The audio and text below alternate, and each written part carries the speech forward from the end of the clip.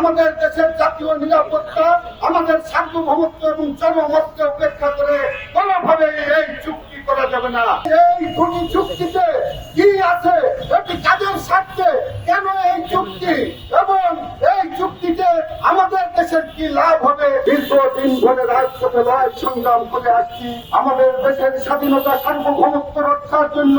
যখন অন্তর্বর্তীকালীন সরকার ক্ষমতায় ছিল তখন আমাদের দেশের স্বাধীনতা সার্বভৌমত্ব বিসর্জন দিয়ে এই করিডোর দিয়েছিল এবং বন্দর বিদেশিদের সাথে চুক্তি করেছিল এবং ক্ষমতা ছাড়ার 3 দিন আগে তারা অবাধ বাণিজ্য চুক্তি করে আমাদের দেশকে একটা গোলামের জাতিতে পরিণত করেছে। সংগ্রামী বন্ধুরা, আমরা বন্দর রক্ষা আন্দোলনের পক্ষ থেকে তীব্র প্রতিবাদ করেছিলাম এবং বলেছিলাম যে একটা অগণতান্ত্রিক সরকার, তাদের কোনো অধিকার নাই এই ধরনের চুক্তি করার।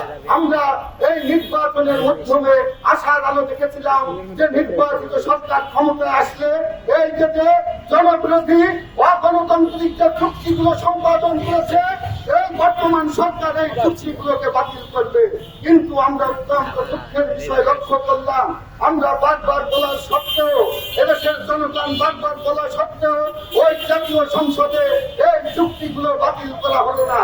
এবং অত্যন্ত পরিতাপের বিষয় আমরা লক্ষ্য করছি আবারও নতুন দুটি চুক্তি করার কায়দারা বর্তমান সরকার করছে, সেটি হচ্ছে আকসা এবং বীর সময়া চুক্তি।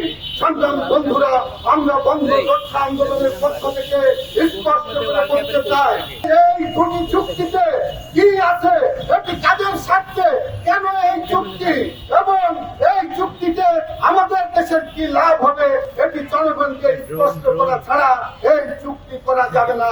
সংগ্রামী বন্ধুরা, বন্দর রক্ষা আন্দোলনের পক্ষ থেকে আমরা বলতে চাই, জাতীয় সংসদে এই বিষয় নিয়ে আলাপ আলোচনা করতে হবে।